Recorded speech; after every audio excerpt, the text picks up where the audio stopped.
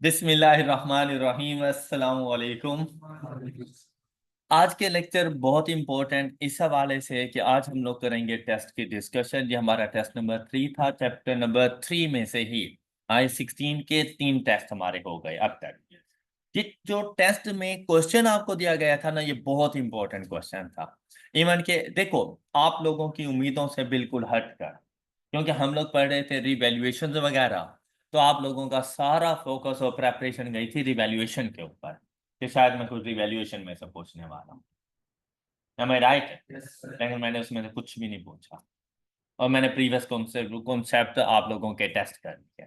लेकिन अगर आप लोग इस टेस्ट को जरा गौर से देखो तो ऐसा नहीं लगता कि जैसे आपके प्रीवियस सारे कॉन्सेप्ट्स की रिवीजन सिर्फ एक ही क्वेश्चन में हो गई थी, है ना? एक तो ये बात हमेशा याद रखना कि मेरे जितने भी टेस्ट होंगे, आप जहां पे सोच रहे होगे ना, मैंने हमेशा उसके अपोजिट जानना है।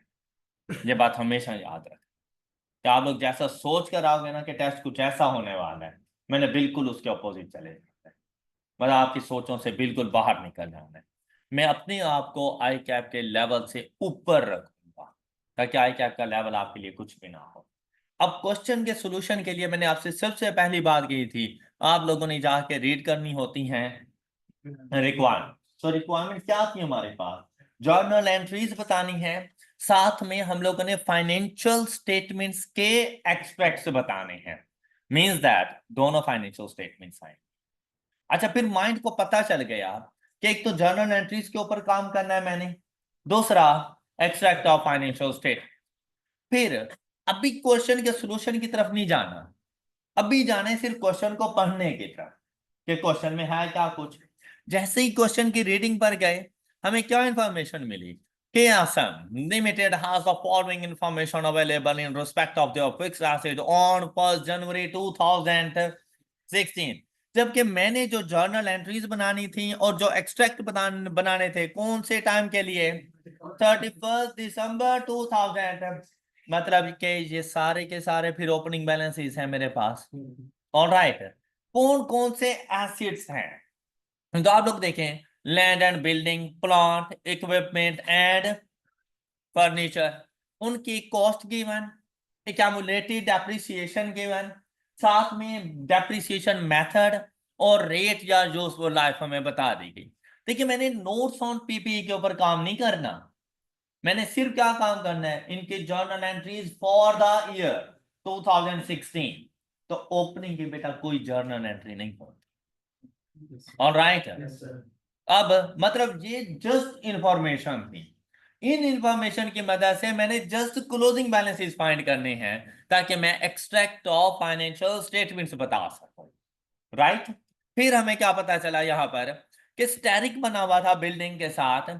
तो वो आपसे कहता है कि land element in the head is of 40%। कि भाई ये जो टोटल कॉस्ट है 2.5 मिलियन की, बेसिकली तो लैंड एंड बिल्डिंग है, लेकिन इसमें से 40% लैंड है। तो मतलब उसको डेप्रिशिएट करने की जरूरत नहीं है, लैंड को डेप्रिशिएट नहीं करना। आपने ये जो स्ट्रेट लाइन मेथड अप्लाई करना है और 20 इयर्स लाइफ है, वो 2.5 डिवाइडेड बाय 20 नहीं कर देना। 2.5 का 40% 1 मिलियन की लैंड है और रिमेनिंग जो बिल्डिंग है 1 पॉइंट, उसके ऊपर डेप्रिसिएशन चार्ज करनी है हम लोगों ने। ओके, हो गई बात। फिर नेक्स्ट देखो, एडिशनल इंफॉर्मेशन। देखो, क्वेश्चन को पहले एक मरतबा सही से पढ़ना, उसके बाद सॉल्यूशन है क्या। A new building was acquired on 1st July 2016 at a cost of rupees, मेरा निशान क्योंकि मुश्किल पॉइंट था। जर्नल एंट्री भी इसकी बड़ी सिंपल सी थी, इजी सी थी, रिकॉर्ड की जा सकती थी। फिर और ये पॉइंट किससे ताल्लुक रखता है, कौन से मेरे एसिड से? बिल्डिंग से। Next one is plant was acquired at a cost of rupees 55,000 on 1st April 2000। अब ये दोबारा से एक्विजिशन आ गई, लेकिन ये है किससे रेलिवेंट? प्लांट से रेलिवेंट।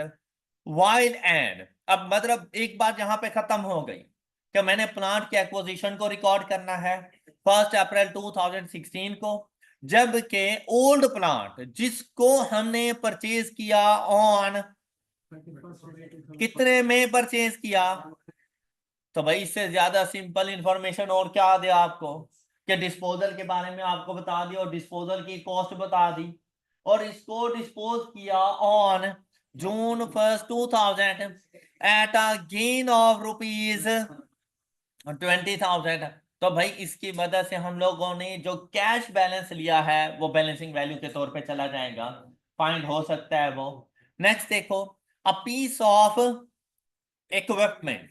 अब देखो पहला पॉइंट बिल्डिंग से रेलिवेंट, तो दूसरा तीसरा विच वॉज परचेज ऑन 1 जनवरी 2000, मतलब प्रीवियस ईयर में कहीं पे हम लोगों ने इसको एक्वायर किया कितने में, was exchanged for a new piece of equipment on 2000, ये during the year exchange of asset हुआ। The new equipment had a fair value of rupees, while trade in value of old equipment was agreed at rupees, the balance has still not paid as on 31st December 2000। भाई बड़ा important point था, कमाल का point, मतलब घुमा के रख देने वाला, लेकिन सिंपल सी बात थी। एक्सचेंज ऑफ एसिड में न्यू एसिड की रिकॉर्डिंग कौन सी वैल्यू पर होती है, तो उसके लिए हम लोगों ने रूल देखे थे। क्या एसिड गिवन अप की फेयर वैल्यू है? नहीं है। एसिड गिवन अप की फेयर वैल्यू नहीं है, कहाँ है जी? बेटा वो उसकी ट्रेड इन वैल्यू है, वो उसकी फेयर वैल्यू नहीं है एसिड गिवन अप की, वो उसकी जस्ट ट्रेड इन वैल्यू है। ओके, तो फेयर वैल्यू सिर्फ एसिड न्यू की गिवन है। तो जब न्यू एसिड की फेयर वैल्यू गिवन है तो रिकॉर्ड भी उसी पे होगा 170। आप खुद सोचो यार, एक एसिड न्यू एसिड आपको रिकॉर्ड मिल रहा है मार्केट में 170 का, आप उसको क्या रिकॉर्ड करोगे 185 के ऊपर? तो ऐसा नहीं है जैसे प्रूडेंस कॉन्सेप्ट की ऐसी की तैसी हो जानी है कि आपने एसिड्स को बिला वजह ओवरस्टेट कर दिया जबकि उसकी मार्केट में वर्ती 170 है। क्या क्या हाल है? तो बेटा न्यू एसिड अपनी फेयर वैल्यू पर ही रिकॉर्ड होता, 170 पे जाके उसने रिकॉर्ड होना है। ओल्ड एसिड की फेयर वैल्यू है ही नहीं हमारे पास, तो उसको यूज भी तो नहीं कर सकते। और जब न्यू एसिड की फेयर वैल्यू यूज करते हैं तो कैश प्लस माइनस नहीं होता। ओके, इसमें यही एक ट्विस्ट था क्वेश्चन में, और ये बड़ी इंपॉर्टेंट इंफॉर्मेशन थी, इसको अभी हम लोग अकाउंट फॉर करते हैं। नेक्स्ट देखो, फर्नीचर की बात आ गई यहाँ पे। costing ₹80,000 with accumulated appreciation of ₹32,000। कब ओपनिंग accumulated appreciation है, और कहते हैं was destroyed in fire and had to be scrapped on 1st July 2016। furniture had been purchased on 1st January 2000। तो ऐसा लग रहा है जैसे सिंपल सिर्फ हमारे पास जाके डिस्पोजल हुआ है, ऐसा ही है ना, लेकिन डिस्पोजल के अगेंस्ट किसी किस्म की कोई हमें वैल्यू सेल प्रोसीड रिसीव, क्योंकि डिस्ट्रॉय हो गया था सारा। ओके, फिर देखो लास्ट पॉइंट क्या है, a piece of land worth ₹240 was sold at gain of rupees on 30 November 2016। अब अगर आप लोग गौर करें ना, तो हर एसिड से रेलिवेंट एक एक पॉइंट था, और एक पॉइंट किसी दूसरे पॉइंट पे कोई इन्फ्लुएंस नहीं था, इंडिपेंडेंट पॉइंट्स थे, क्वेश्चन बड़ा इजीली सॉल्व हो सकता था। फिर कोई एक चीज आपके लिए मसला कर सकती थी, आप उसको स्किप भी कर देते तो कितने नंबर काट लेता उसके, 2 नंबर 3 नंबर बस, बाकी मार्क्स तो आ सकते थे मेरे। सपोज अगर एक्सचेंज ऑफ एसिड की नहीं भी समझ आ रही थी, लेकिन काफी हद तक समझ आ भी जाती अगर आप लोग इसके ऊपर ट्राई करते तो, लेकिन इसको स्किप भी कर देते तो भाई बाकी क्वेश्चन तो अपना 70-80% दे के जाता ना आपको, आप उसकी एफर्ट मार लेते। आपका पता है प्रॉब्लम क्या है, कि कहीं पे आप स्टक होते हैं ना, कि सपोज पॉइंट 3 पे स्टक हो गए, आप पॉइंट 1 2 4 5 को भूल जाते हो कि यार वो तो इजी थे, उनको तो जाके सॉल्व करो, आप 3 पे बैठे रहते हो क्योंकि आपको 3 नहीं आता। तो इस तरह का बिहेवियर लेके नहीं बैठना। अब बात आती है कि भाई इसका सोल्यूशन कैसे बनाना था। अब आप लोग जैसे ही अपने मेन पेज पर जाओगे तो आपने इसका सोल्यूशन बनाना है कुछ इस तरह से। ये आपके पास होगी आंसर शीट, इसके ऊपर आप गए, आप लोगों ने जाके रिकॉर्ड किया अपने पास। क्वेश्चन नंबर, ये था आपके पास test 3, chapter 3, IAS 16 PPE discussion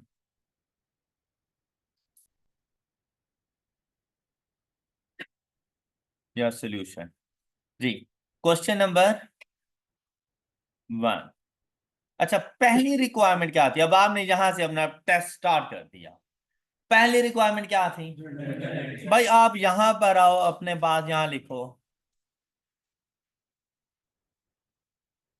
journal entries. अच्छा, जैसे ही मैंने ये क्वेश्चन देखा ना, तो अच्छी खासी एडजस्टमेंट्स मिल रही हैं।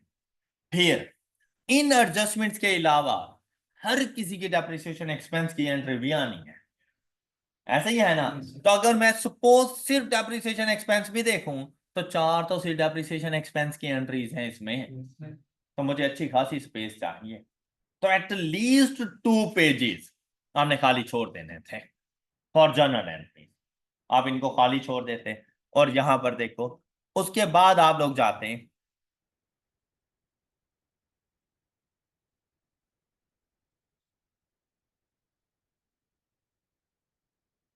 अच्छा, फिर जैसे थर्ड पेज पे जाते, अब आपने बताने थे एक्सट्रैक्ट, एक्सट्रैक्ट ऑफ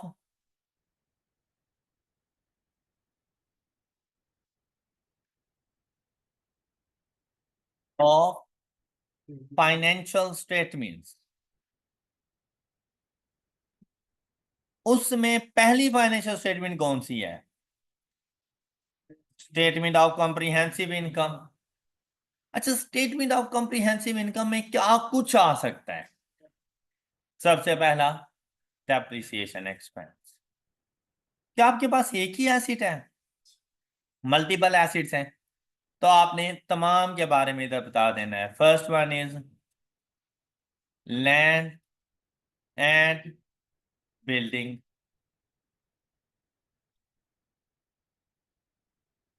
हर किसी का अपना अपना डेप्रिसिएशन एक्सपेंस अलग अलग करके उसको बता दो।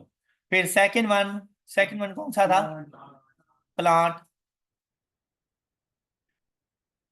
ये थर्ड वन इक्विपमेंट।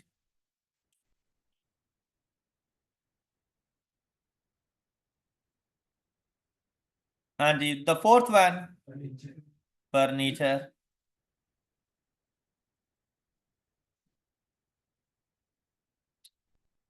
ये 4 एसिड थे, कोई और भी है? बस ये 4 थे। अच्छा, उसके बाद यहां पर तो आ गई डेप्रिसिएशन।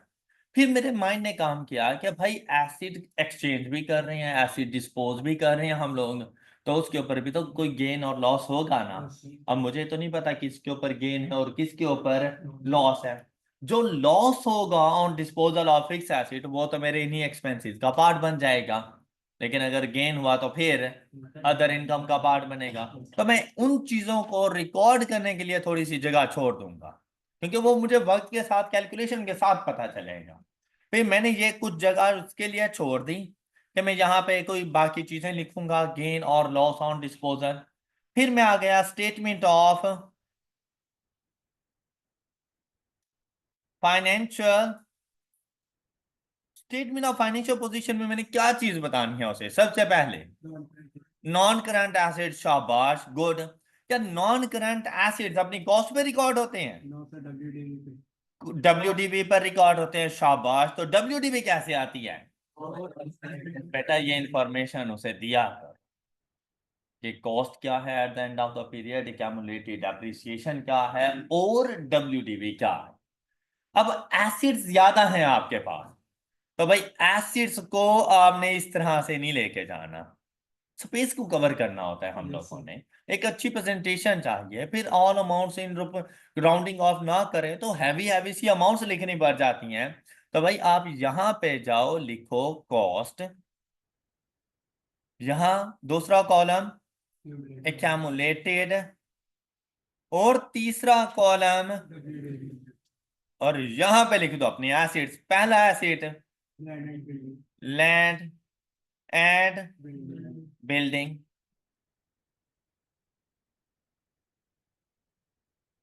अच्छा इसके बाद दूसरा प्लांट, थर्ड वन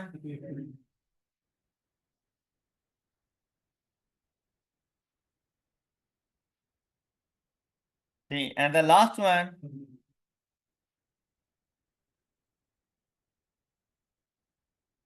अच्छा अब आप लोग खुद बताओ, क्या ये बेहतर प्रेजेंटेशन नहीं है? कि अगर आप लोग इस तरह से, इससे अच्छा और क्या हो सकता था? और इन केस अगर नॉन करंट एसेट में कोई और चीज आनी हुई या बैलेंस शीट के अंदर, नीचे सारी स्पेस मौजूद है, वहां पे जाके लिख देंगे। ओके, एक पेज पे आपका ये वाला काम होना है कि फर्स्ट हाफ पेज के ऊपर statement of comprehensive income, last half page पर आपका चला जाएगा statement of financial position, fourth page पर जाकर आप लोगों ने अपने बनाने थे वर्किंग नोट्स। फोर्थ पेज पे जाते और यहां पर आपके बन जाते वर्किंग नोट्स, क्योंकि इनके बगैर ये क्वेश्चन नामुकम्मल था। अच्छी खासी वर्किंग है, वो सारी वर्किंग में यहां पे करके दी। ऑलराइट, अब आ जाए क्वेश्चन के सोल्यूशन की तरफ। अब हम लोगों ने भाई मार्क्स गेन करने हैं, तैयार हो मार्क्स गेन करने के लिए? अच्छा, किसी एक चीज के बारे में एक टाइम पे सोचना। वैसे तो जिस लेवल पे आप उस टाइम पे बैठे हुए होते हैं आपको सब कुछ आ रहा होता है, आपने सारे स्टैंडर्ड्स पढ़े हुए होते हैं, आपने पूरी FR1 कंप्लीट की, या आप उस लेवल पर हो कि अगर आप सीक्वेंस के साथ क्वेश्चन को लेके चलो तो आप उसको कंप्लीट कर सकते हो। लेकिन ये जरूरी नहीं कि पॉइंट वन ही पहले सॉल्व करूं मैं। आपको अगर लगता है कि लास्ट वाला पॉइंट ज्यादा ही थी, आप उसको सॉल्व करो। आपको लगता है सेकंड पॉइंट ज्यादा ही थी, आप उसको सॉल्व कर लो। आपको लगता है मैं इक्विपमेंट की वर्किंग ज्यादा अच्छे से कर लूंगा, आप पहले इक्विपमेंट पे चले जाओ, बाकियों को छोड़ दो फिलहाल। ओके, हर किसी के अपने अपने मार्क्स हैं। मैं जरा सीक्वेंस के साथ लेके चलता हूँ। देखो भाई, जैसे ही स्टार्ट में उसने मुझे बताया कि भाई ये लैंड एंड बिल्डिंग है, टोटल अमाउंट कितनी है? 2.5 मिलियन। लेकिन उसमें साथ में उसने मुझे क्या कहा? 40% इसमें लैंड है। फिर दूसरी चीज उसने क्या कही कि इतने न्यू बिल्डिंग मैंने एक्वायर भी की। कब? 2016 at a cost of rupees 800,000, तो एडिशन भी हो गई। अच्छा, जब जर्नल एंट्रीज बतानी थी, बेटा जब मल्टीपल एसिड्स हो तो कोशिश करो अकॉर्डिंग टू डेट ना चलो, अकॉर्डिंग टू एसिड चलो। ओके, क्या कहा है मैंने? क्योंकि जब आप डेट के साथ चलोगे ना, आप घूमते रह जाओगे। यार अब प्लांट को रिकॉर्ड करूं, अब फर्नीचर रिकॉर्ड करूं, अब इक्विपमेंट रिकॉर्ड करूं, किसका एडिशन हुआ, किसका डिस्पोजल हुआ, मैं घूम जाऊंगा। आपने अकॉर्डिंग टू एसिड चलना है कि हमने पहले एसिड को पहले कंप्लीट कर दो। मेरे पास मेरा पहला एसिड कौन सा है? Land and building. देखो मैं सोल्यूशन के पास आया, मैंने उसे कहा हाँ भाई रेडी हो जाओ, मैं तुम्हें बताने लगा हूं लैंड एंड बिल्डिंग के journal entries.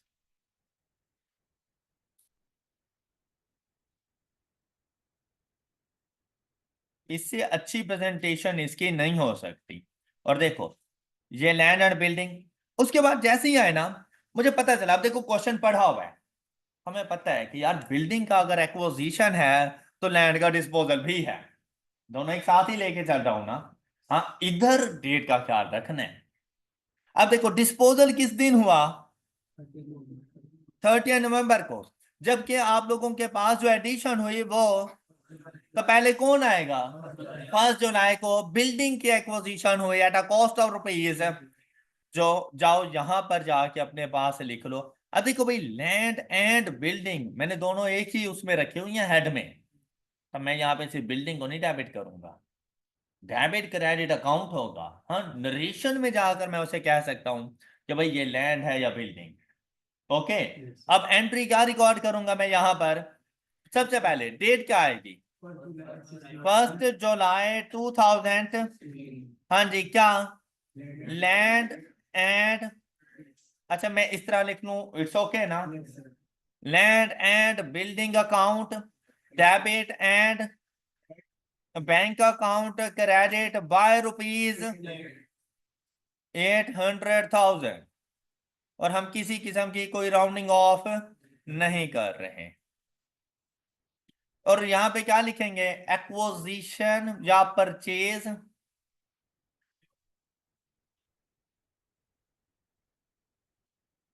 Acquisition of building.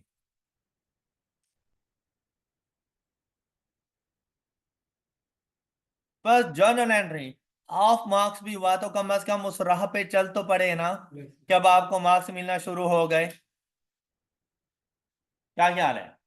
साथ में जाओ 30th नवंबर, नवंबर ही था, 30th November, a piece of land हम लोगों ने डिस्पोज किया, और उसकी वर्थ कितनी थी? 240 की, 2016। अच्छा, डिस्पोजल रिकॉर्ड करना है, पीस ऑफ लैंड है हमारे पास, तो क्या एक्यूमुलेटेड एप्रिसिएशन आएगी? नहीं आएगी। ओके। अच्छा, फिर लाजिम बात है जब डिस्पोज किया होगा तो कुछ ना कुछ बैंक में अमाउंट भी आई होगी हमारे पास, लेकिन ये नहीं बताया कि आई कितनी है, तो ये बैलेंसिंग वैल्यू है। ऑलराइट।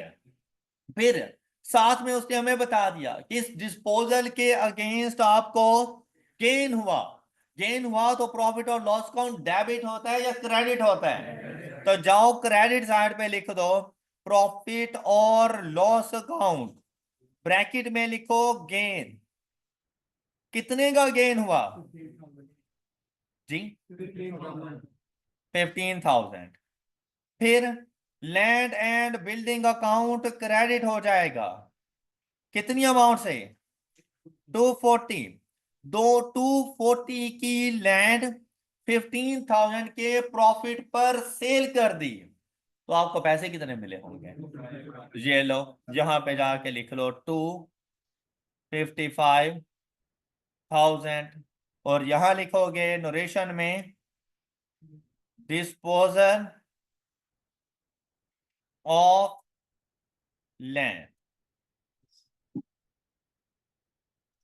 हाँ जी, किसी को कोई एतराज? सब बच्चों को बात क्लियर? अच्छा, अब इसका अगर आप इंपैक्ट देखना चाहो तो इसका इंपैक्ट और कौन सी जगह पर, अब देखो जर्नल एंट्री से रेलेवेंट सिर्फ यही थी, उसके बाद कौन सी जर्नल एंट्रीज की आ सकती है? 31 दिसंबर 2016, कौन सी जर्नल एंट्री मेरे पास आ सकती है इसकी? Depreciation expense,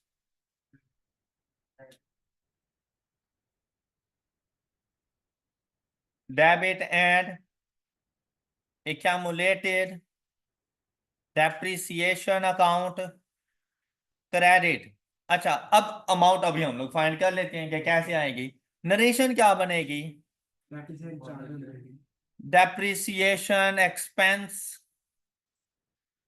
charge on building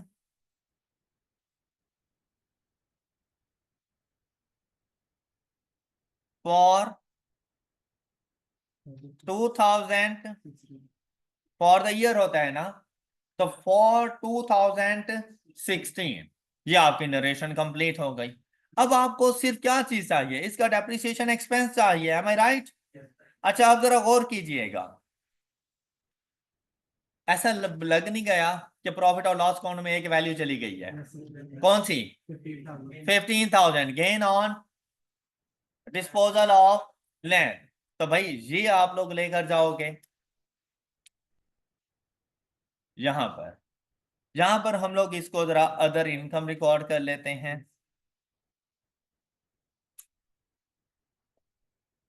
other income, हाँ जी, अदर इनकम में पहली चीज gain on disposal of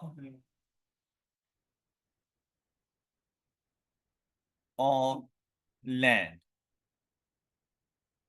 and the amount is, अब भाई एटलीस्ट हाफ मार्क्स तो होते ही हैं, हाफ मार्क्स आपको यहां से मिल गए।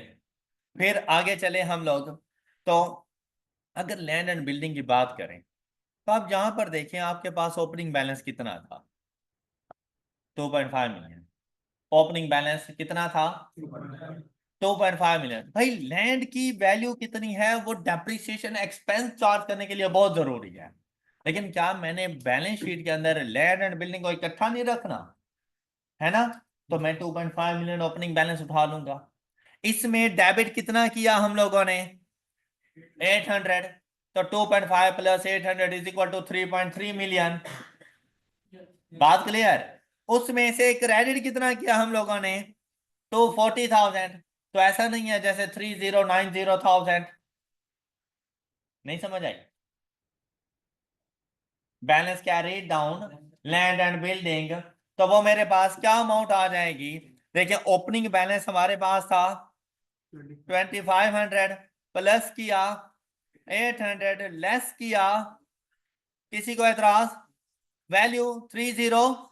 ये जाके अपने पास लिख लो इधर बैलेंस शीट, जहां पर कॉस्ट कितनी बनेगी?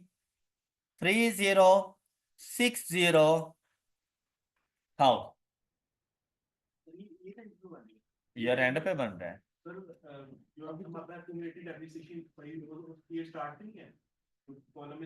कॉस्ट भी स्टार्ट में ही है, ओपनिंग बैलेंसेस है ना बेटा। WDV के लिए माइनस करूंगा ना, कॉस्ट के लिए तो नहीं माइनस करूंगा ना। देखो अभी तो कॉस्ट दिख रहा हूं ना, balance carry down. Working note में सपोज में अगर मैं आपको लेकर जाऊं, यहां पर आप अपने पास लैंड एंड बिल्डिंग का अकाउंट बना लो।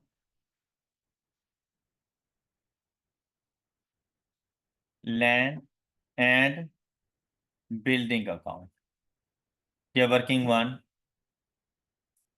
Balance brought down 2500,000। साथ में इसकी एक्यूमुलेटेड एप्रिसिएशन का अकाउंट बना लो। एक्यूमुलेटेड डेप्रिसिएशन अकाउंट, ये वर्किंग टू आपके पास आ जाएगी। अच्छा अब देखो इसका ओपनिंग गिवन है, इसका ओपनिंग कितना है हमारे पास लैंड एंड बिल्डिंग का? 856,000। ये यहाँ पे आ गया। अब जब एसिड अकाउंट बनाते हैं तो यहाँ पे एक तो एडिशन आ गई हमारे पास ड्यूरिंग द ईयर, कितनी? 800,000 की। साथ में डिस्पोजल ऑफ लैंड, ये लैंड कितना? 240,000। यहां से जाके बैलेंस कैरी डाउन फाइंड कर लो, और वो वैल्यू आ रही है 30। तो ये जाके बैलेंस शीट में मैंने उसकी कॉस्ट बता दी है कि लैंड एंड बिल्डिंग की कॉस्ट कितनी है। अब ये बात समझ आई है? क्लियर? अच्छा गौर करें ना, तो डिस्पोजल किया है मैंने लैंड का, एक्यूमुलेटेड एप्रिसिएशन में मौजूद है। क्या एक्यूमुलेटेड एप्रिसिएशन डिस्पोजल में जाएगी? क्यों? क्योंकि लैंड के ऊपर है, लैंड की डेप्रिसिएशन है ही नहीं, ये तो बिल्डिंग की है। तो डिस्पोजल में ऐसा कुछ लेके जाने की जरूरत है? सिर्फ क्या करना पड़ेगा यहां पर मुझे? डेप्रिसिएशन एक्सपेंस चार्ज करना पड़ेगा। और ये डेप्रिसिएशन एक्सपेंस मेरे पास कैसे आएगा? ये देखो मेरे पास बिल्डिंग का ओपनिंग बैलेंस कितना है? 2500,000 multiplied by 60% is equal to, क्या आपको मेरी यह बात समझ आ गई? अच्छा इसके ऊपर कौन सा मेथड अप्लाई कर रहे हैं हम? Straight line method. तो इसके लिए यूजफुल लाइफ कितनी गिवन है? Divided by 20। क्या इसके ऊपर कोई टाइम फ्रैक्शन लगेगा? नहीं। तो यहां से हमें वैल्यू कितनी मिल जाएगी जी? 75,000। बात सुनते रहना जरा अच्छे तरीके से, बहुत इंपॉर्टेंट क्वेश्चन था। साथ में जो एडिशन हुई है लैंड की हुई है या बिल्डिंग की? तो बिल्डिंग ने डेप्रिशिएट होना है, तो एडिशन को डेप्रिशिएट करोगे कितनी अमाउंट? 800,000 divided by 20। इसके ऊपर टाइम फ्रैक्शन लगेगा? आंसर है यस। किस दिन एडिशन हुई? तो कितने अरसे के लिए? 6/12। तो वैल्यू आ जाएगी आप लोगों के पास जी 20। and the depreciation expense for the year is 95,000। ये 95,000 यहां पे आ गया। अब देखो डेप्रिसिएशन एक्सपेंस कितना आया, ये वर्किंग 3 कर लें। डेप्रिसिएशन एक्सपेंस कितना आया फॉर द ईयर 95,000। क्या इसने कहीं जाना है? हाँ जी, कहां जाना है? Statement of comprehensive income expenses. भाई यहां पे जाके 95,000 लिखो। हर वैल्यू मेन पेज पर लिखने के नंबर हैं, वर्किंग करने के कोई नंबर नहीं है। ओके, अब आपको इसका मार्क्स मिल जाएंगे। बात क्लियर हो गई? अच्छा, फिर जैसे ही ये लिख लिया तो एक्यूमुलेटेड एप्रिसिएशन का आपको बैलेंस मिल नहीं गया 951,000। ये है balance. Carry down statement of financial position में आओ। यहां पर बताओ कि भाई ये वर्किंग 1 से हमें पता चला और एक्यूमुलेटेड एप्रिसिएशन 951,000 ये हमें पता चला वर्किंग 2 से। किसी को एतराज? और 3060 में से 951 माइनस कर दो।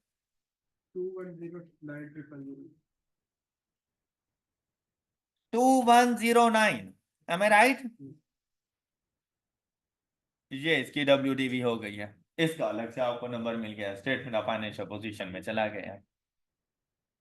ओके, अब बताओ क्या लैंड एंड बिल्डिंग में कोई ऐसी चीज है जो हम लोगों ने अकाउंट फॉर ना की हो?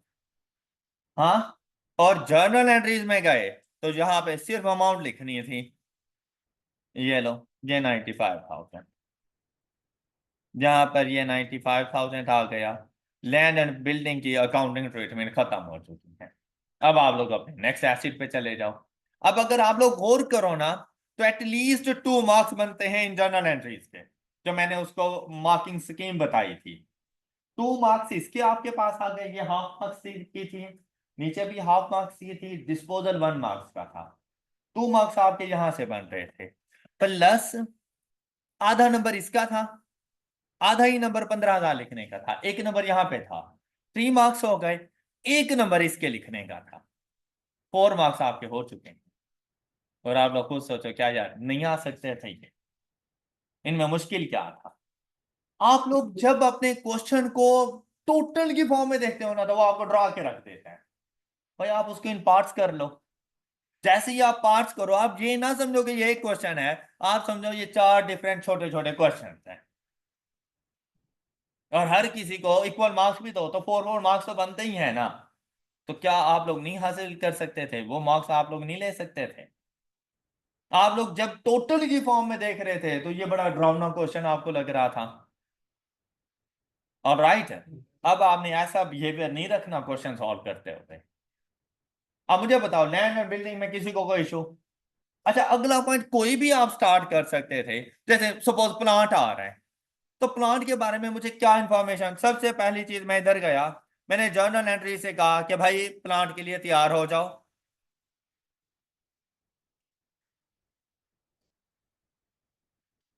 प्लांट, हाँ जी, जब प्लांट की हम लोग बात करेंगे यहां पर, तो सबसे पहली चीज उसने हमें क्या बताई? कहते एक्वायर किया ₹55,000 ऑन 1 अप्रैल 2016, और एक डिस्पोज किया ऑन June 1। तो पहले किसको रिकॉर्ड करूं? 1 अप्रैल। आ जाओ यार, 1 अप्रैल वाले को तो हम लोग रिकॉर्ड करें ना अपने पास। 1 अप्रैल 2016 प्लांट की एक्विजिशन है, तो क्या लिखेंगे हम लोग? Plant account debit, bank account credit, कितने से? 55,000। आप उस टाइम नाकाम हो जाते हो जब आप लोग सिर्फ जर्नल एंट्रीज कर रहे होते हो और आप लोगों ने एक्सट्रैक्ट को स्किप कर दिया। आपने कहा कि जर्नल एंट्रीज कंप्लीट हो जाएंगी तो जाके एक्सट्रैक्ट करेंगे। आप लोग एक्सट्रैक्ट पे लगे रहे, आपने जर्नल एंट्रीज नहीं की, आप नाकाम हो गए। आप जाके वर्किंग करने लग गए, आधे घंटे बाद पता चला कि वर्किंग तो हो गई है, लेकिन जो बताना था वो नहीं बताया, आप नाकाम हो। तमाम चीजों को ना एक साथ लेके चलना पड़ता है। और जब आप लोगों को ये लगे ना कि भाई क्वेश्चन एक ही है और उसमें point A, point B, point C है, अपने मेन पेज को तीनों के लिए रेडी रखो कि भाई एक ही मरतबा क्वेश्चन पढ़ूंगा, अब उसका ताल्लुक पॉइंट ए से होगा, बी से होगा या सी से होगा या जहां से होगा, तीनों को जाके अकाउंट पार करूंगा। तो एक ही एफर्ट में ना आप 3 मरतबा मार्क्स ले जाते हो। लेकिन जब आप एक ही पॉइंट को कंप्लीट करने पे लग जाते हो, आपने एफर्ट पुट की लेकिन आपने सिर्फ आधा नंबर लिया, हालांकि वही 2 नंबर में कन्वर्ट हो सकता, लेकिन आपने नहीं किया। तो आइंदा से आपने बिल्कुल इसी फॉर्मेट के मुताबिक रहना है। अब देखो नेक्स्ट, ये प्लांट की हो गई एक्विजिशन, तो क्या लिखेंगे यहां पे? परचेज या एक्विजिशन ऑफ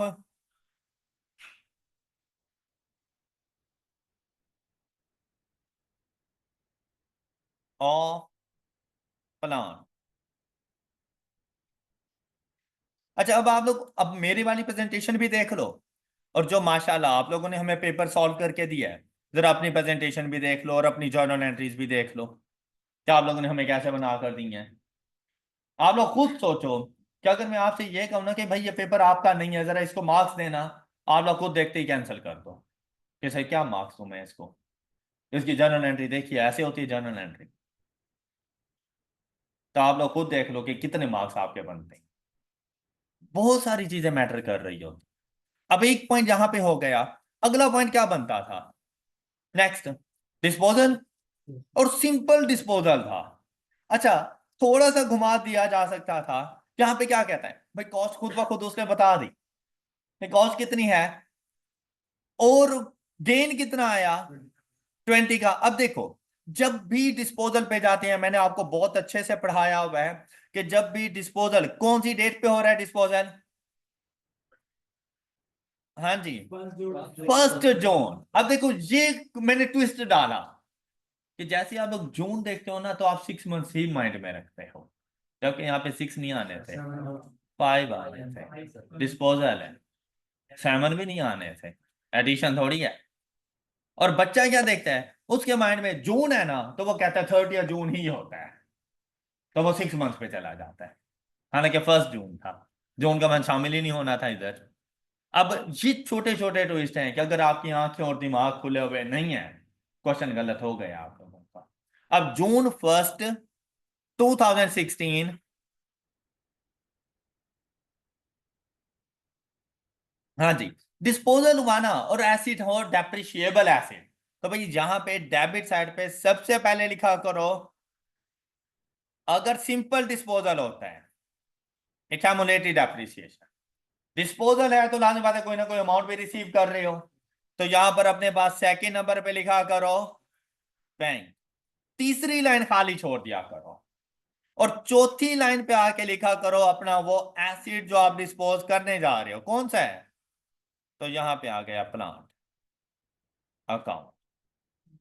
ये जो तीसरी लाइन खाली छोड़ी है ना, ये बेसिकली होती है बैलेंसिंग वैल्यू। क्या आपको कभी लॉस होगा, कभी गेन होगा, तो लॉस या गेन, प्रॉफिट और लॉस अकाउंट को दाएं बाएं घुमा लेना जहां पर भी बैलेंसिंग वैल्यू आए। डेबिट साइड पे हो तो उसको बैंक के नीचे लिख दो, क्रेडिट साइड पे हो तो प्लांट के ऊपर लिख लो। ओके। अच्छा, अब मसीह की बात ये थी कि भाई यार कॉस्ट मैंने एज इट इज आपको दे दी 180 की, भाई जाओ इधर 180 तो अपने पास लिखो ना, 180,000। ओके, साथ में मैंने बैलेंसिंग वैल्यू, प्रॉफिट और लॉस अकाउंट का नहीं रखा, मैंने गेन आपको बता दिया। और जब मैंने आपको भाई गेन बताया है, तो आपके माइंड में आ जाना चाहिए था कि गेन कौन सी साइड पे जाएगा, तो यहां पे लिखोगे प्रॉफिट और loss account gain on credit side of rupees. बात क्लियर? अब बात ही आती है कि यार ना तो एक्यूमुलेटेड एप्रिसिएशन है और ना बैंक की वैल्यू है। अगर एक्यूमुलेटेड एप्रिसिएशन मिल जाए, जो कि मिल सकती है, कैसे? उसने मुझे डेट ऑफ परचेज बताई हुई है, उसने मुझे डेट ऑफ डिस्पोजल बताई हुई है, उसने मुझे डेप्रिसिएशन मेथड और उसका रेट बताया हुआ है, भाई मैं क्यूमुलेटिव डेप्रिसिएशन फाइंड कर सकता हूं, कर सकता हूं ना। तो क्यूमुलेटिव डेप्रिसिएशन के लिए मैं करूंगा वर्किंग कौन सी, 4। तो यहां से क्यूमुलेटिव डेप्रिसिएशन मुझे मिल जाएगी, तो जो बैंक की अमाउंट है वो बैलेंसिंग वैल्यू बन जाएगी। एम आई राइट? लेकिन एक चीज का पता चल गया कि भाई gain on disposal of plot other income का पार्ट बन जाएगा।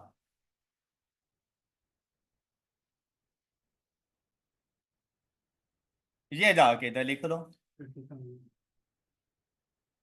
हाँ जी, कोई एतराज? अच्छा, वो तो बाद में फाइंड कर ही लूंगा एक्यूमुलेटेड एप्रिसिएशन, लेकिन एक और चीज का पता चल गया। क्या? एक तो मैंने यहां पर आके बतानी है working for accumulated depreciation on disposal of plant. All right, all right. लेकिन साथ में अगर मैं, वैसे अगर आपकी जगह पे मैं होता ना तो शायद मैं ये अकाउंट भी ना बनाता। प्लस माइनस करने से मुझे इजीली पता चल जाता है कि बैलेंस कैरी डाउन ये आ रहा है। तो ये अगर मैं आपको सिर्फ समझाने के लिए ये चीज मैं बना रहा हूं कि प्लांट अकाउंट ओपनिंग बैलेंस का पता, कि बैलेंस ओपनिंग है हमारे पास 1200,000।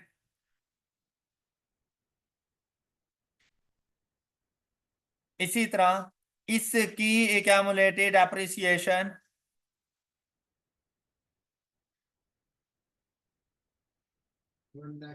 एक्यूमुलेटेड एप्रिसिएशन अकाउंट, ये वर्किंग 6 जी। कितनी? 165,000। अच्छा, अब यहां पर अगर गौर करें, भाई मैंने मार्क्स लेने हैं तो मैं कोशिश करूंगा मैं मैक्सिमम चीजें अपने मेन पेज पे लिखूं। तो भाई मैं cost of plant at the end of the year बता सकता हूं उससे पहले, बाकी चीजें कैलकुलेट करने से पहले। कैसे? मुझे पता है कि एडिशन हो गई ड्यूरिंग द ईयर, हुई थी ना एडिशन? कितने की? 55,000 की। और मुझे पता है मेरा एक एसिड डिस्पोज भी हो गया, डिस्पोजल कितने का? 180,000। तो क्या मुझे बैलेंस कैरी डाउन का पता नहीं चल सकता? सिंपली जाके ये देखें, 1200 plus 55 minus 180 is equal to 1075,000। भाई ये तो जाके इधर तो लिखो ना, 1075,000 वर्किंग 5। ओके हो गई बात? किसी को एतराज? चले गुड। अब आ जाओ इधर, accumulated depreciation on disposal of plant। तो date of purchase is 31 May 2000।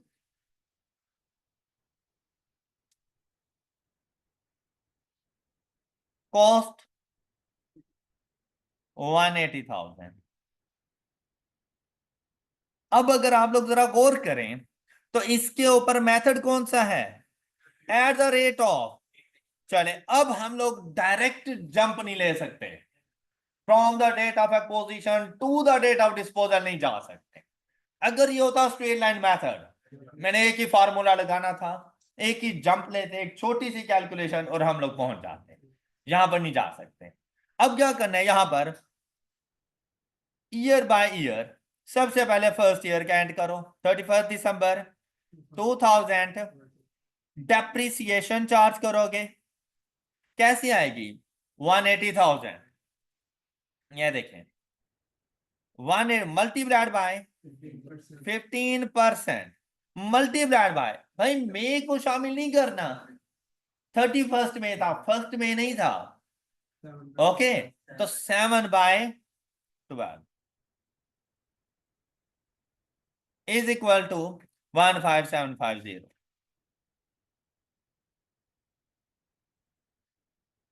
तो WDV क्या आ जाएगी आपके पास इसकी? 164250। ये कैलकुलेटर का इस्तेमाल मैं आपके सामने इसीलिए कर रहा हूं कि आपको पता हो। ये देखो इस तरह इसका इस्तेमाल करते हैं, माइनस आंसर इज इक्वल, तो वैल्यू WDV 164250। उसके बाद कौन सी डेट पे पहुंचेंगे? 31 दिसंबर 2015। पूरे साल बाद पहुंच जाएंगे ना फिर हम लोग। डेप्रिसिएशन देखो, कैलकुलेटर पे ऑलरेडी ये वैल्यू मौजूद है, सिंपली इसका 15% वैल्यू आ गई। अब इसको राउंड ऑफ कर लिया करें, क्या 24638 कर लेते हैं, 24638। तो यहां पर आपके पास WDV आ जाएगी 1396। ये देखो। अब जैसे ये आंसर आ गया ना, 164250 माइनस आंसर, तो ये वैल्यू आ गई 139612, यही आ रहा था। अच्छा, अब हम लोग करंट ईयर में मौजूद हैं, तो हम लोग 31 दिसंबर 2016 तक नहीं जाएंगे, हम जाएंगे डेट ऑफ डिस्पोजल तक, विच इज। अब देखिए ये क्वेश्चन उसी टाइम ही सॉल्व होंगे जब आप लोग बड़े एक्टिव माइंड होकर बैठोगे। आप डल माइंड के साथ बैठोगे, आप प्रेशर लेके बैठोगे, आपके माइंड में और बहुत सारी चीजें चल रही हैं, क्वेश्चन ने कभी नहीं सॉल्व होना।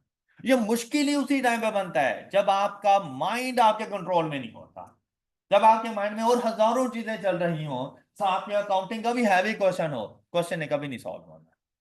इसके लिए ना आपके माइंड का पाक होना बड़ा जरूरी है, फिर जाके अकाउंटिंग होती है। ओके। अच्छा, अब यहां पे सोचो कब किया हमने इसको डिस्पोज? 1 जून, फॉर 5 मंथ्स है ये। तो आप लोग यहां पर लेकर आओगे इसको 1 जून 2016 डेप्रिसिएशन। अच्छा, अब ये वैल्यू ऑलरेडी मौजूद है, multiplied by 15% and multiplied by 5/12, the value is 8726 कर लेते हैं इसको, 8726। और at the date of disposal the WDV of the asset is, हाँ जी, 139612 माइनस आंसर 130886, ऐसे ही आ रहा है। ये है WDV at the date of. तो बेटा कैमुलेटेड डेप्रिसिएशन कैसे आएगी? Cost minus WDV। तो आपके पास ये वैल्यू आ गई 180,000 थी कॉस्ट, माइनस WDV 49114। किसी को एतराज? क्या ये वर्किंग समझ आ गई है सब बच्चों को? क्या सही से नजर आ नहीं रहा कि वर्किंग हमने की इस तरह से है? अब इसको जाएंगे भाई, सबसे पहले तो अपने कैलकुलेटेड एप्रिसिएशन से कहेंगे भाई इसको संभालो, 49114 डिस्पोजल के पास भेजा था तुमने, हाँ। अच्छा, फिर दूसरी चीज, जर्नल एंट्री के पास गए, इससे कहा कि ये लो भाई वैल्यू कैलकुलेट हो गई 49114। ऑलराइट, अब ये बैलेंसिंग वैल्यू आपके पास आ सकती है, और बैलेंसिंग वैल्यू आप देखो आपके पास क्या आ रही है, ये 180 + 20 = 200, 200,000 लेस कर दो 49114, तो वैल्यू 150,886, ये बैंक बैलेंस जाएगा, बैलेंसिंग अमाउंट। ओके हो गई बात। और नरेशन क्या लिखोगे? डिस्पोजल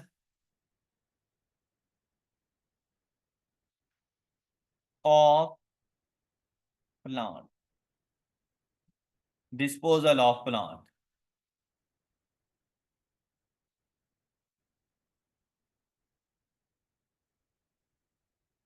अच्छा, लग रहा है ना कि कुछ अच्छा सीख रहे हैं हम लोग R1 में। पता चल रहा है कि यार वाकई कोई R1 का लेक्चर चल रहा है ना ऐसा। तो भाई यही सब कुछ इंशाल्लाह पूरा सेशन आपके साथ होगा, कि आपको एहसास होगा कि उस दिन आके कुछ नया आप लोग सीख रहे, कुछ नया कर रहे हो आप लोग। अच्छा, जैसे ही ये हमने रिकॉर्ड कर दिया, इसका गेन ऑलरेडी रिकॉर्ड कर चुके थे हम लोग। अब क्या चीज रहती है इसकी रिकॉर्डिंग में? इसकी रिकॉर्डिंग में अब अगर आप लोग देखे हो तो क्या चीज रहती है? Depreciation expense. 31 दिसंबर WDV उसी टाइम आएगी ना जब डेप्रिसिएशन एक्सपेंस कैलकुलेट कर लेंगे।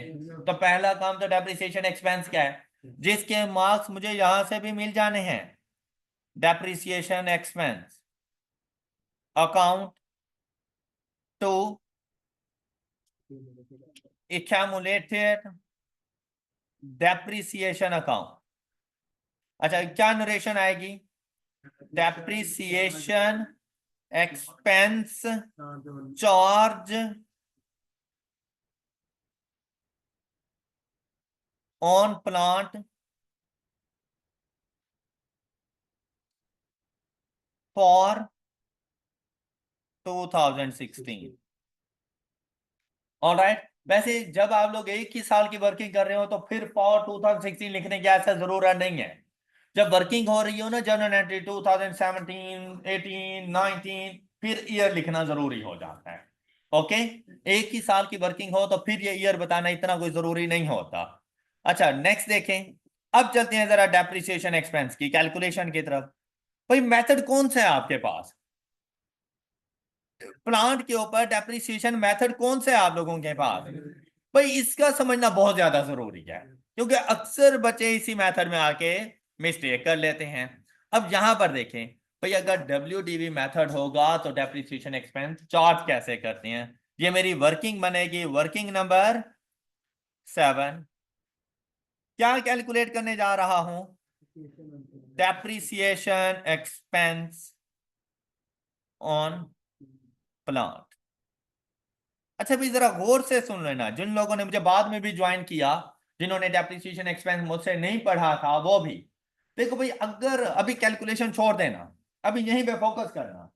अगर आप लोगों के एसिड्स के ऊपर WDV मेथड हो, reducing balance method of depreciation हो, और डिस्पोजल भी हो रहा हो, एडिशन भी हो रहा हो, और for the year depreciation expense हमने चार्ज करना हो, तो सबसे पहली चीज एसिड अकाउंट का ओपनिंग उठाओ। कितने एसिड अकाउंट का ओपनिंग? इसमें से लेस कर दो एक्यूमुलेटेड डेप्रिसिएशन का ओपनिंग। कितना है? 1,65,000। भाई जब वैल्यू खुद गिवन है तो हमें ये सोचने की जरूरत नहीं है ठीक है गलत है थोड़ी है ज्यादा है कब से आई, नहीं सोचना, जरूरत ही नहीं है। आपको मिलेगी आपके एसिड की ओपनिंग WDV। तो WDV का मेथड भी तो यही था ना, कि ओपनिंग WDV। अब WDV आपको ओपनिंग क्या मिल गई? 1,035,000। एम आई राइट? फिर यहां से पूछो, ये ओपनिंग WDV फाइंड करने के बाद क्या ड्यूरिंग द ईयर कोई डिस्पोजल हुआ? आंसर मिला यस। डिस्पोजल की ओपनिंग WDV, जब आपके पास ओपनिंग WDV है तो डिस्पोजल की भी ओपनिंग WDV इसमें से लेस करोगे। देखो भाई, WDV at the date of disposal नहीं लेस करनी। आप कौन सी डेट पे मौजूद हो? 1035 कौन सी डेट पे मौजूद है? ओपनिंग 1 जनवरी। तो बेटा डिस्पोजल की भी तो ओपनिंग देखो, और वो कहां से मिलेगी, इसीलिए मैंने ये वाली एंट्री पहले, ये वाली कैलकुलेशन 4 पहले की थी, ताकि मुझे ओपनिंग WDV का पता चल सके। Got it? ये वैल्यू यहां से उठाओगे और इसमें से लेस कर दो। देखो ना, ये ओपनिंग WDV नहीं थी आपके पास, तो इसीलिए ये वाली वर्किंग पहले होती है। अब आप लोग क्या करते हो, आप इसको स्किप कर देते हो, बाकी वर्किंग कर रहे होते हो। भाई नहीं होनी कंप्लीट, किसी हाल में नहीं हो सकती वो कंप्लीट, और वेस्टेज ऑफ टाइम है, उसके अलावा और कुछ भी नहीं है। जैसे ही इसको लेस किया, 1,3,9,6,1, कहां से पता चला ये आपको? आप लोग इस तरह कर सकते हो, और साथ में मैंने इधर स्टैटिक बना दिया कि भाई जब वर्किंग 4 में आएगा ना, और जैसे ही उसने देखा उसकी आंखें खुल जाएंगी, ओ यार ये तो यही वैल्यू थी जो उसने वहां पे लिखी हुई है, उसे वैल्यू का पता चल जाएगा। Got it? क्योंकि वर्किंग फॉर्म में तो बहुत कुछ है, वो कहाँ ढूंढता फिरे, तो मैंने इंडिकेशन दे दी कि भाई यहाँ पे देखो। ओके हो गई बात? अच्छा, अब इन तमाम एसिड देखो क्या वैल्यू आई आपके पास जी? 895,387। अब जरा 8 आएगा यार बेटा, ये कैलकुलेशन पे ना फिर मिस्टेक नहीं करनी। ये ना हो कि कॉन्सेप्ट सीधा करते करते फिर कैलकुलेटर को गलत बता दो, तो इतना जीनियस नहीं होना, जरा आंखें खोल के कैलकुलेटर यूज करना।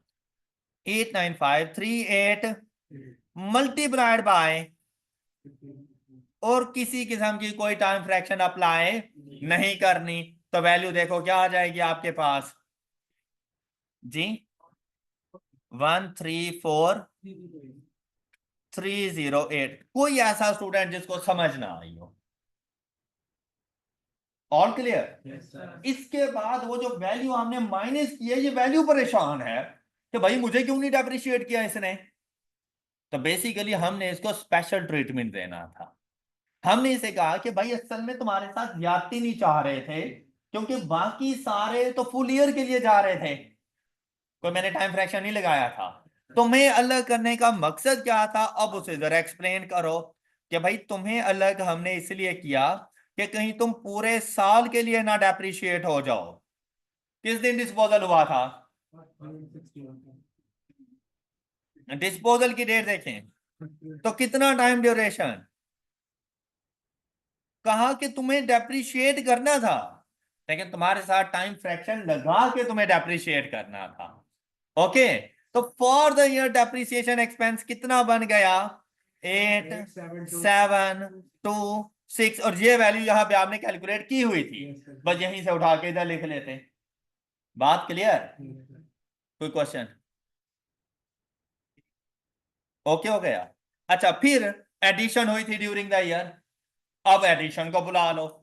एसिड अकाउंट से पता चल नहीं रहा कि एडिशन हुई है, अब एडिशन बुला लिया करो। 55,000 multiplied by, and multiplied by from the date of addition जी। क्या डेट थी? 1 अप्रैल। अप्रैल अब शामिल है। 9/12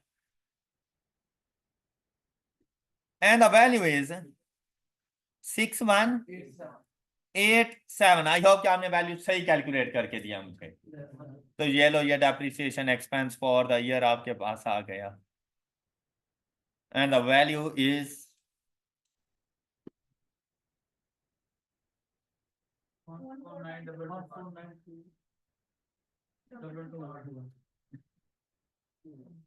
ओके।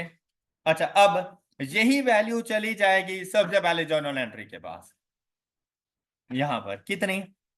149,221। कहां से पता चला? वर्किंग 7 से। यही वैल्यू आ जानी है हमारे पास एसओसीआई में, 149,222 वर्किंग 7। अच्छा, ये वर्किंग 3 थी, लैंड एंड बिल्डिंग का डेप्रिसिएशन एक्सपेंस जो हमने कैलकुलेट किया था, वो वर्किंग 3 थी ना हमारे पास। यस। अच्छा, और इधर हमारे पास डेप्रिसिएशन एक्सपेंस आया, वर्किंग 6 में लेकर जाएंगे इसको। डेप्रिसिएशन 149,221, यहां से हम लोग कैलकुलेट कर लेंगे इसका बैलेंस कैरी डाउन। वो वैल्यू आएगी 165,000 प्लस 149,221, लेस कर देंगे 49,114, वैल्यू आएगी 265,10, और ये वैल्यू चली जाएगी 265,107। कहां से पता चला? वर्किंग 5 6 वर्किंग 6 से पता चला। अब आपके पास आ जाएगा 1075,000 less answer and the WDB is 809893। हाँ जी, कोई ऐसा स्टूडेंट जिसको बात क्लियर ना हो, कोई ऐसी चीज जो आपको समझ ना आई हो, तो आपको वर्किंग की सही से समझ आ रही है? अच्छा, अब आप लोग जरा खुद गौर से देखो, बिल्कुल ब्लैंक पेज था और जब हम इसको भरने लगे, और अगर सपोज के यही चीज मैं आपको स्टार्ट में दिखा दूं, आप देखते हैरान हो जाओगे, यार ये किया क्या है इन्होंने। लेकिन जब हम लोग एक सिस्टमैटिक वे में खुद से कर रहे हैं, कितना बेहतरीन काम लग रहा है कि भाई ये हमने खुद किया हुआ है ना ऐसा। तो भाई हम मुश्किल चीजें भी सॉल्व कर सकते हैं। अब 2 एसिड्स आपके कंप्लीट हो गए हैं। वैसे आपके क्वेश्चन बेसिकली 50% से ज्यादा हो चुका है, तो ज्यादा मसला ही नहीं चीजों में था। तो अगर आप लोग देखो यार, क्वेश्चन जो अपना क्वेश्चन था ना, ये अपने पासिंग मार्क्स दे चुका है आपको भाई। और क्या इस क्वेश्चन की जान निकालनी थी आप लोगों ने? मैक्सिमम एक क्वेश्चन से इतना ही चाहिए था कि भाई तुम्हारे मेहरबानी, तुम चाहे जितने मर्जी मुश्किल हो जाओ, मुझे अपना 50% दे देना बस। और क्या करे वो क्वेश्चन आपके लिए। ऑलराइट, अब इस क्वेश्चन में बाकियों को तो नहीं सपोर्ट करना है ना। मुश्किल क्वेश्चन अगर सिर्फ अपने पासिंग मार्क्स भी आपको दे के चला जाता है ना, तो आप एहसान कर रहे हैं। ऑलराइट, और क्या चाहिए उस क्वेश्चन से? अभी ये देख लो, अभी तक मैंने दो अभी एसिड्स को अकाउंट फॉर करने हैं, तो मैं 100% मार्क्स पे अपने आप को खुद लेके जा सकता हूँ। फेलियर के लिए तो मेरे पास हजारों रीजन हैं। मैं रोना शुरू कर दूं, मैं कहूंगा टाइम बहुत कम था, मैं कहूँ मुझसे कैलकुलेशन नहीं हुई, उसके लिए तो हजारों रीजन है हमारे पास। लेकिन बेटा आगे बढ़ने के लिए भी हजारों ही रीजन हैं। फिर ये अलग बात है, रास्ते अलग अलग हैं, तो आप गलत रास्ता चूज कर देते, तो आपको आगे सारा अंधेरा ही नजर आता है। तो ये आप पे डिपेंड करता है किस तरह करना है। जहां तक किसी स्टूडेंट को कोई डाउट, क्या अब लग नहीं रहा कि यार ये क्वेश्चन तो सॉल्व हो सकता था इजीली? अब आप लोग खुद देखो, जर्नल एंट्रीज भी साथ साथ चल रही हैं। तो हम लोग इस सेशन में अपने इस हाफ क्वेश्चन को सॉल्व कर चुके हैं। बाकी इंशाल्लाह हम लोग नेक्स्ट लेक्चर में डिस्कस करेंगे। That's all for today. अपना बहुत सा ख्याल रखिए। अल्लाह हाफिज।